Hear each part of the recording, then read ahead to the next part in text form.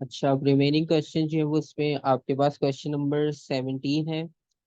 Hot liquid is allowed to cool, the graph shows the cooling curve. ठीक है, cooling curve आपके पास in which part of the curve is latent heat release. अब आपने ये बताना है कि लेटेंट हीट कहाँ पे रिलीज होगी, उस पार्ट को आपने आइडेंटिफाई करना है। ठीक है, क्योंकि अब आपके पास जो है वो हॉट लिक्विड कूल हो रहा है, तो इसका मतलब ये है कि आपके पास लेटेंट हीट की बात उन्होंने की है। तो लेटेंट हीट का मतलब ये होता है कि अमाउंट ऑफ हीट रिक्वायर्ड, ठीक है, टू चेंज द स्टेट। अब आपके पास स्टेट किसी भी फॉर्म में चेंज हो सकती है। अब यहाँ पर जो चेंज होगी, hot liquid is allowed to cool, तो इसका मतलब ये है कि आप बेसिकली लिक्विड को सॉलिड की तरफ लेकर जा सकते हो, क्योंकि हॉट लिक्विड है आपके पास।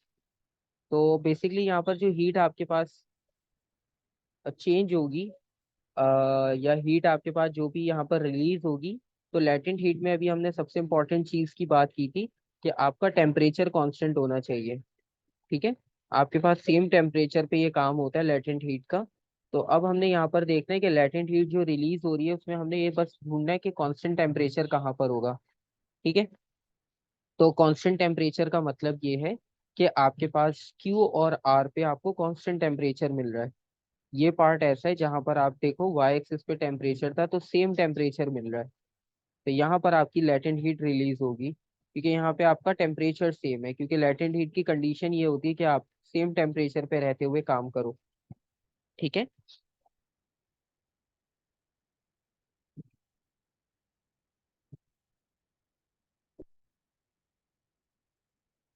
और उसके बाद है, तो इसमें हमारे पास ऑप्शन बी हो जाएगा, क्यू आर। क्वेश्चन नंबर 18 है, for the same temperature rise and the same original volume which of three states of matter expand the most and which state expand the least. तो अब हमने यहाँ पर same temperature provide किया। ठीक है, मतलब सेम टेम्परेचर राइज किया है, और वॉल्यूम भी आपके पास सबका ओरिजिनल सेम था। और which of three states of matter expends the most and which expends the least. तो कौन आपके पास एक्सपेंड करेगा, और आपके पास क्या इसमें जो है वो लीस्ट होगा।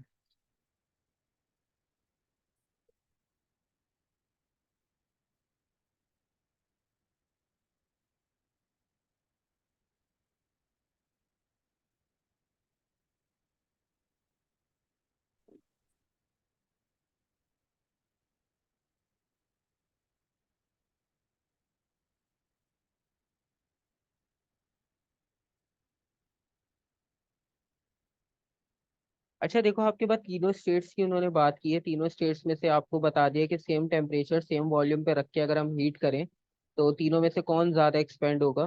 ठीक है, तो सिंपल सा आपके पास है कि गैस सबसे ज्यादा एक्सपेंड होगी, सॉलिड सबसे कम एक्सपेंड होगा, क्योंकि गैस वैसे फ्री मॉलिक्यूल्स होते हैं, वो इजीली आपके पास एक्सपेंड कर जाएंगे। और सॉलिड का क्योंकि स्ट्रक्चर फिक्स होता है, तो उसे टाइम लगेगा एक्सपेंड करने में। ठीक है,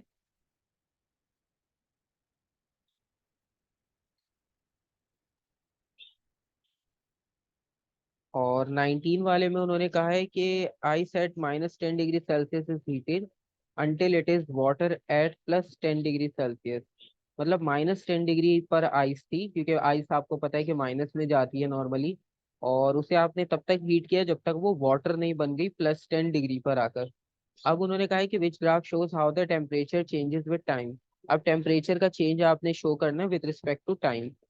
ठीक है, तो अब आपने इसमें बेसिकली आइस को लिक्विड में कन्वर्ट किया है। तो इसका मतलब ये है कि हम सॉलिड को लिक्विड में कन्वर्ट कर रहे हैं, तो उसमें हमने इसका टेम्परेचर का ग्राफ शो करना है कि टेम्परेचर के साथ इसके ग्राफ की वेरिएशन कैसी होगी।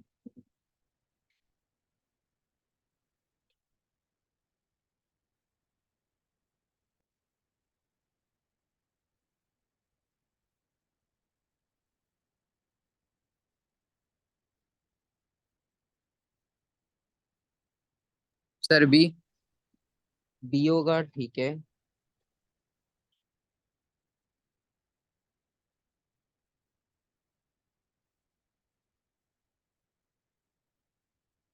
ठीक है, क्योंकि सिंपल सी बात है, आपके पास जब आप एक स्टेट से दूसरी स्टेट में जा रहे हो तो थोड़ा सा टाइम आपके पास, जो हमने अभी लेटेंट हीट की बात की, फिर से वही बात है, ठीक है, तो सेम टेम्परेचर पे रहते हुए हमारे पास स्टेट चेंज होती है वहां पर, क्योंकि एक टेम्परेचर ऐसा आता है कि जिस टेम्परेचर पे आपकी स्टेट चेंज हो रही होती है, फिर टेम्परेचर दोबारा से बढ़ना या डिक्रीज होना शुरू होता है। ठीक है, तो अभी आपने बताया था बी, तो बी आपके पास ऑप्शन बिल्कुल राइट है, क्योंकि इसमें देखो हो क्या रहा है कि पहले आप -10 से आओगे लिक्विड की तरफ। ठीक है,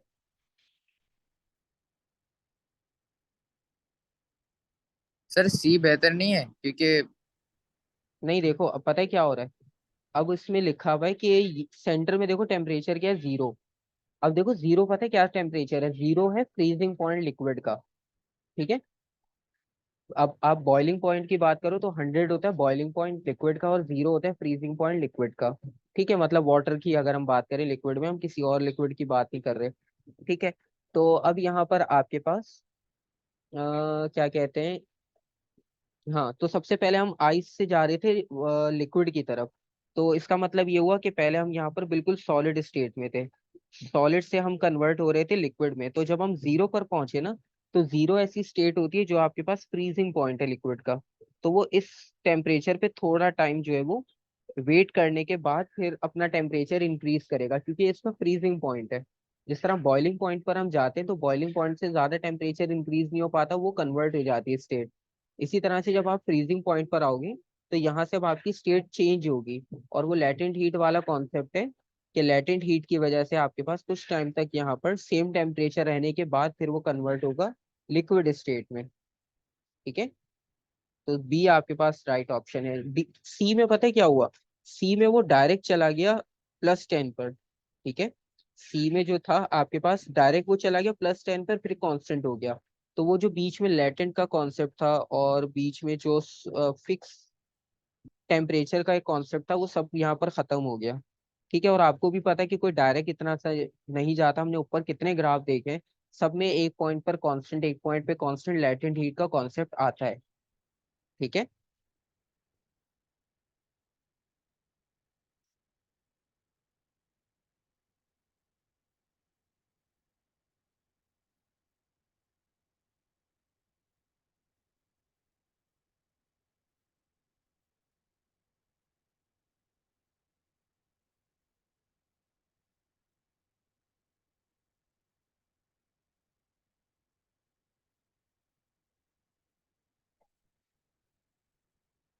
और 20 क्वेश्चन देखो।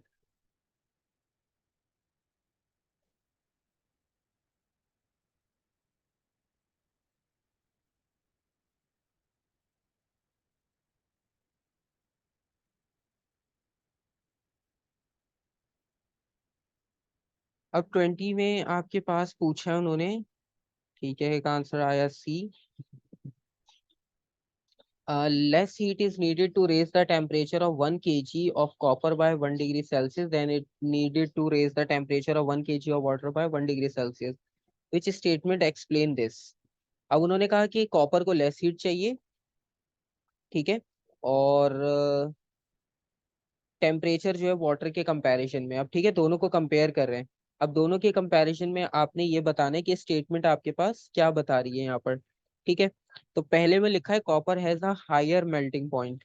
और अच्छा देखो, अब बेसिकली आपको आइडिया तो हो रहा होगा कि वो स्पेसिफिक हीट की बात कर रहे हैं। ठीक है, तो हमारा आंसर स्पेसिफिक हीट में ही होना चाहिए। तो स्पेसिफिक हीट में होने का मतलब ये कि हमारा बी और सी में आंसर पॉसिबल है, ए और डी में पॉसिबल नहीं होगा। ठीक है, क्योंकि गुड कंडक्टर तो है वो, लेकिन आपके पास ये होता है कि बेस्ट आपने सिलेक्ट करना होता है कि कौन सी स्टेटमेंट बेस्ट एक्सप्लेन कर रही है। अब इसमें हमने देखा कि less heat is needed to raise the temperature of 1 kg of copper by 1 degree Celsius. तो इसमें हमें लेस हीट लग रही है। ठीक है, ये तो हमें पता है, तो इसका मतलब ये है कि इसकी स्पेसिफिक हीट लो होती है और वाटर की स्पेसिफिक हीट हाई होती है। तो सिंपल सा आंसर होगा copper has a lower specific heat capacity. ठीक है, क्योंकि उसने आपको डिग्रीज भी बताए हैं, मास भी बताया है, और हीट भी बता दी। तो बेसिकली वो आपसे स्पेसिफिक हीट की बात कर रहा है। और वाटर में भी उसने आपको मास बता दिया और टेम्परेचर बता दिया, और वाटर को आपको पता है कि ज्यादा टाइम लगता है हीट को गेन करने में, तो उसकी स्पेसिफिक हीट हायर होती है। वो ज्यादा हीट कंडक्ट करने के बाद अपना टेम्परेचर चेंज करता है एज कम्पेयर टू सॉलिड या कंडक्टर। जो कि कम टेम्परेचर पे भी, कम हीट पर भी अपना टेम्परेचर चेंज कर लेते हैं। ठीक है।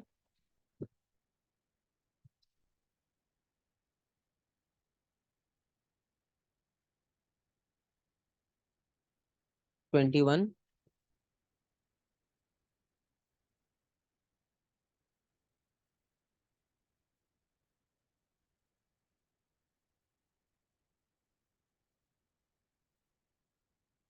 अच्छा, 21 में पूछा है कि a person can not unscrew, simple सी एग्जांपल है, उसका कैप ओपन नहीं हो रहा होगा तो इसकी वजह से उसने क्या किया, उसको जो है वो हॉट रनिंग वाटर के अंदर रखा कुछ टाइम तक, और उसके बाद फिर वो इजीली ओपन हो गया, और इसका रीजन बताना है कि ऐसा क्यों हुआ। ठीक है। अब क्योंकि आपने सॉलिड को हीट प्रोवाइड की है, तो सॉलिड को हीट प्रोवाइड करने का मतलब ये है कि उस कैप को हमने लूज करना था, तो लूज करने का मतलब ये है कि हम उसे थोड़ा सा अगर एक्सपेंड कर दे तो वो इजीली ओपन हो जाएगा। तो इसका मतलब ये है कि the metal lid expand. Jam expand हो जाएगा या जैम मेल्ट हो जाए उससे कोई फर्क नहीं पड़ता, है तो वो अंदर कवर के। तो बेसिकली हमारा जो था वो मेटल लिड के साथ था कॉन्सेप्ट, क्योंकि उन्होंने मेटल लिड लिखा है, और मेटल लिड को जब आप हॉट वाटर के अंदर रखोगे, ठीक है, तो इसकी वजह से क्या होगा कि टेम्परेचर इंक्रीज होगा और वो इजीली एक्सपेंड हो जाएगा। ठीक है।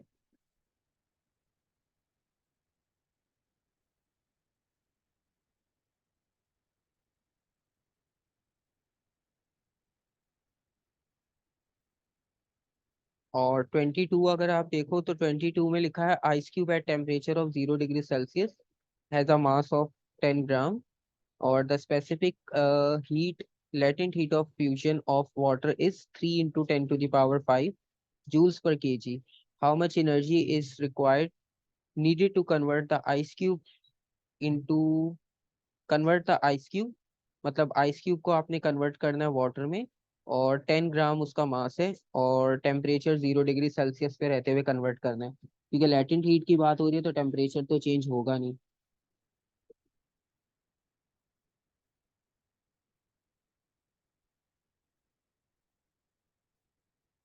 क्या फॉर्मूला यूज करोगे आप?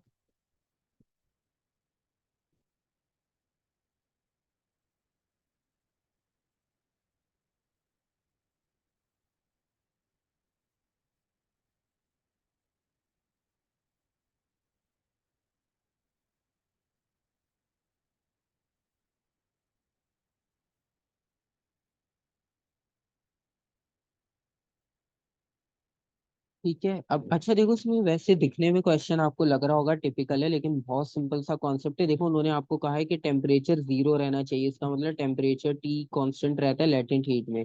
लेटेंट हीट का फॉर्मूला आप लिखो, तो मास इनटू लेटेंट हीट आपके पास फॉर्मूला था। ठीक है। अब इसमें उन्होंने मास आपसे कह दिया कि 10 ग्राम होगा। ठीक है। और 10 ग्राम के बाद उन्होंने कहा है कि लेटेंट हीट ऑफ फ्यूजन भी गिवन है, जो कि आपके पास 3 exponent 5 into 10 to the power 5 है। अच्छा, अब देखो इसमें सबसे इंपॉर्टेंट चीज पता है क्या है? यहाँ पर आप यूनिट देखो, केजी में लिखा हुआ है, और यहाँ पर उसने आपको ग्राम में दिया हुआ है। ठीक है। अब सिंपल मल्टीप्लाई करके आंसर तो आ जाएगा, लेकिन आपका आंसर वो मैच नहीं करेगा, क्योंकि प्रॉब्लम सिर्फ ये आ रही है कि अगर आप m को l से मल्टीप्लाई कर दो तो आपका आंसर आएगा d। लेकिन अगर आप यूनिट पे एक बार गौर करो तो यूनिट्स में आप देखो, यहाँ केजी है, वहाँ ग्राम है, तो आपको क्या करना पड़ेगा, 10 को 1000 से डिवाइड करना पड़ेगा, क्योंकि ग्राम को आपने केजी में कन्वर्ट करना है। ठीक है। अच्छा देखो, मुझे पहले से या मैंने पहले से ये चीज प्रैक्टिस नहीं की हुई कि यूनिट्स मुझे याद हो सब में कि कहाँ यूनिट चेंज करना है। जब भी कोई क्वांटिटी देखते हो ना, आपको भी ये कहता हूँ कि एमसीक्यूज में खास तौर पे देखा करो कि यूनिट्स चेक किया करो। पहले भी जब हम सॉल्व कर रहे थे लैटिन हीट का, उसमें भी मैंने आपको कहा था कि अगर फॉर्मूला नहीं याद आ रहा, यूनिट से देखकर मैच करके बना लो। तो यूनिट्स बहुत इंपॉर्टेंट होते हैं। तो मैंने भी यहाँ पर सबसे पहले आंसर्स में यूनिट्स को मैच करके देखा है। ठीक है, इसलिए मैं मार्किंग स्कीम भी सामने नहीं रखता, वरना फिर ये होता है कि हमें एक आइडिया मिल जाता है, तो फिर हम डायरेक्ट बस उसका सॉल्यूशन बता देते हैं। ठीक है। आप भले एक सारे क्वेश्चंस को मार्किंग स्कीम से मैच कर लिया करो क्लास के बाद, क्योंकि हम कॉन्सेप्ट वाइज सॉल्व करते हैं और कोई ऐसा प्रॉब्लम नहीं होता, तो आंसर में भी कोई प्रॉब्लम नहीं होगा। तो आपके पास आंसर यहाँ पर आ रहा होगा 0, मतलब 3000 जूल्स, क्योंकि 10 को 1000 से डिवाइड करेंगे तो वो 2 जीरो आपके पास वहां पर माइनस हो जाएंगे, 5 में से, तो सिर्फ 2 जीरोस रह 3 जीरोस रह जाएंगे। इसका मतलब है 3000 में आंसर आपका रिमेनिंग होगा। ऑप्शन बी राइट आप ऑप्शन होगा। ठीक है।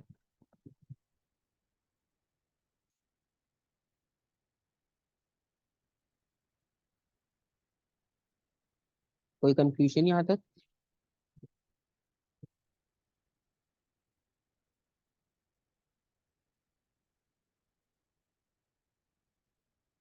इसमें देखो सिंपल सा कॉन्सेप्ट ये था, उन्होंने आपसे कहा कि हीट एनर्जी फाइंड आउट करनी है। अब हीट एनर्जी का उन्होंने कॉन्सेप्ट आपको बताया कि latent heat of fusion given है। और लेटेंट हीट ऑफ फ्यूजन अभी आपको बताया कि फ्यूजन हो, आपके पास वेपराइजेशन हो, या एवोपरेशन हो। ठीक है। तो अब फ्यूजन की यहाँ पर बात हो रही है बेसिकली। तो फ्यूजन में आपने क्या कर रहे हो कि आप आइस क्यूब को वाटर में कन्वर्ट कर रहे हो। ठीक है।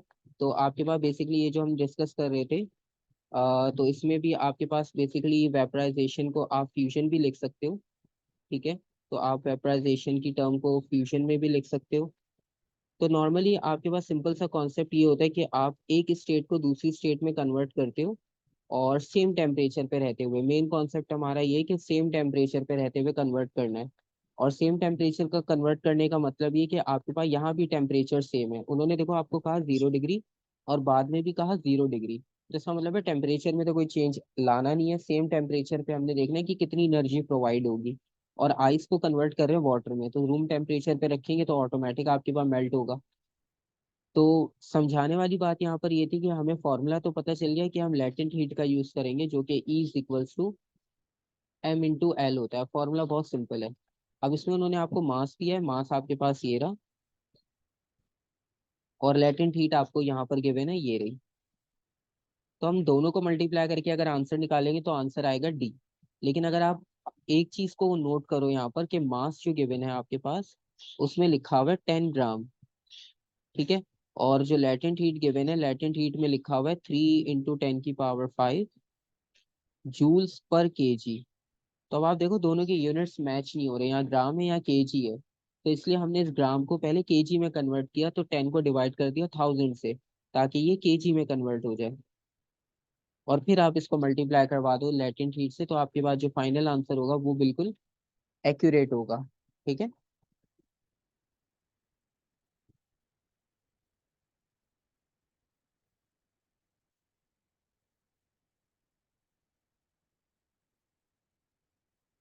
तो ये कॉन्सेप्ट था आपके पास इस क्वेश्चन में। तो यूनिट्स आपके पास बहुत इंपॉर्टेंट होते हैं, यूनिट लाजमी कंसिडर किया करो। 23 देखो आप, दो मेटल से हमने स्ट्रिप बनाई है, दोनों को हमने ज्वाइन कर लिया, और आपके पास जो रूम टेम्परेचर पे स्ट्रिप है, the diagram shows the strip at room temperature and after it has been cooled. ठीक है। तो पहले रूम टेम्परेचर पे था, फिर बिलो रूम टेम्परेचर पे हम लेकर गए उसे, यानी कूल डाउन कर दिया। तो दोनों में आपके पास डायग्राम डिफरेंट शो हो रही है। अब वो कह रहे हैं कि the change in shape occurs because, अब वो क्यों चेंज आ रहा है ये आपने बताना है। इनमें से कौन सी मटेरियल में क्या चेंज आया, ये चीज हमने आइडेंटिफाई करनी है। अब देखो अगर आप ब्रास की एग्जांपल लो, तो ब्रास कॉन्ट्रैक्ट कर रहा है या एक्सपेंड कर रहा है?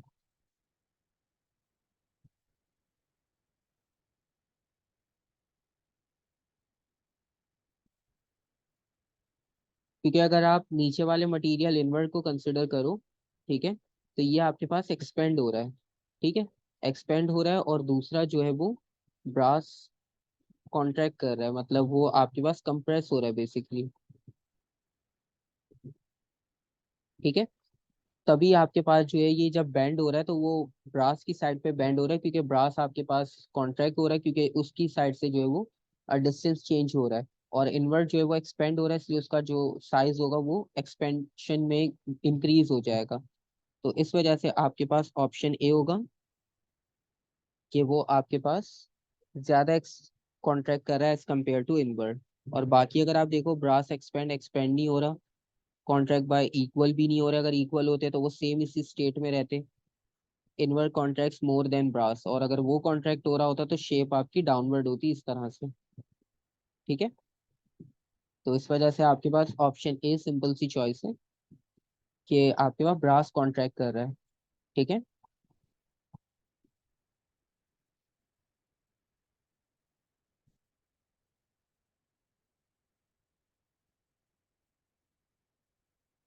24 भी सिंपल है, स्पेसिफिक हीट का फॉर्मूला लगेगा। उन्होंने आपको मास दिया हुआ है और स्पेसिफिक हीट दी हुई है और टेम्परेचर दिया हुआ है।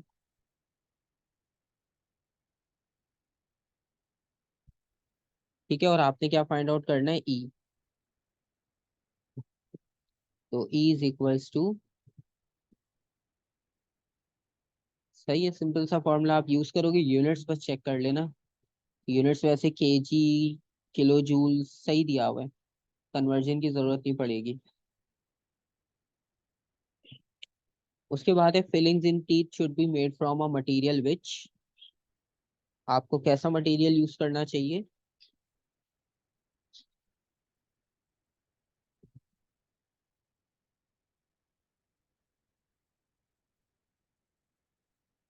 अब जाहिर सी बात है, टेम्परेचर तो चेंज होता है, और जब टेम्परेचर चेंज होता है तो हीटिंग इफेक्ट तो आता ही है। तो हमें ऐसा मटेरियल यूज करना होता है कि आपके पास, जाहिर सी बात है, जब टूथ में फिलिंग की जाती है तो वो इसलिए की जाती है तो वो गैप फिल हो जाए। ठीक है, तो जब टेम्परेचर हाई होगा, तो टेम्परेचर हाई होने की वजह से जब वो टीथ का सरफेस एरिया थोड़ा सा एक्सपेंड करेगा, तो आपके पास वो मटेरियल भी एक्सपेंड होना चाहिए, और वो सेम अमाउंट से होना चाहिए। अदरवाइज क्या होगा कि वो आपके पास गैप बन जाएगा, क्योंकि टूथ एक्सपेंड हो गया आपके पास लेकिन वो फिलिंग एक्सपेंड नहीं हुई, तो उसकी वजह से गैप फिर बन जाएगा।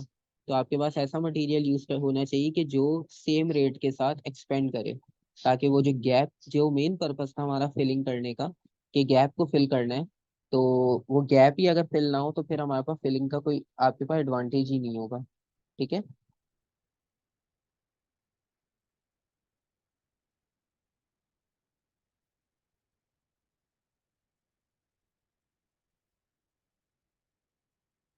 अच्छा, मोस्टली क्वेश्चन स्पेसिफिक हीट के, 26 भी स्पेसिफिक हीट का ट्राई करना आप एक बार। 27 देखो।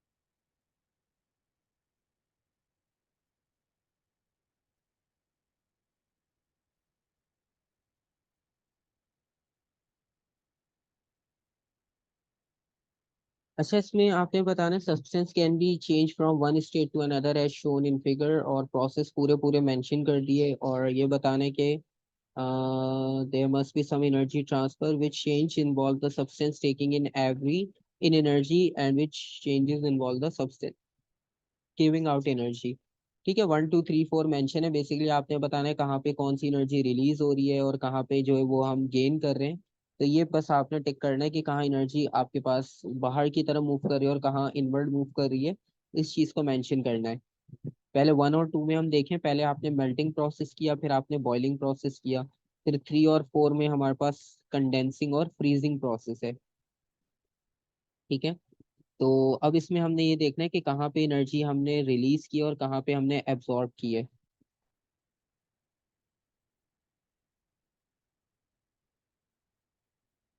अच्छा देखो, अगर हम 1 और 2 की बात करें, तो 1 में हम मेल्ट कर रहे हैं, मेल्ट करने का मतलब है कि हमें हीट एनर्जी चाहिए होगी एक फॉर्म से दूसरी फॉर्म में कन्वर्ट करने के लिए। ठीक है, तो यहाँ पर हम एनर्जी एब्जॉर्ब कर रहे हैं, यानी हमारे पास एनर्जी टेक इन आएगी।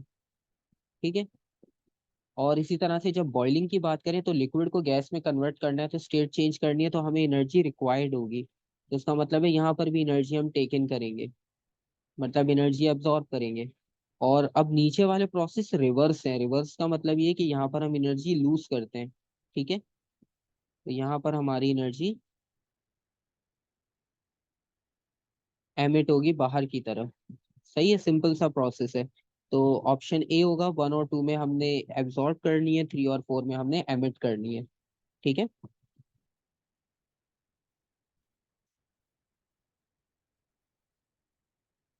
अब मोस्टली क्वेश्चन आपके पास जो है वो स्पेसिफिक हीट और ये ब्रास और इससे रिलेटेड है। ठीक है, इसको हम यहाँ तक रखते हैं। अब अपने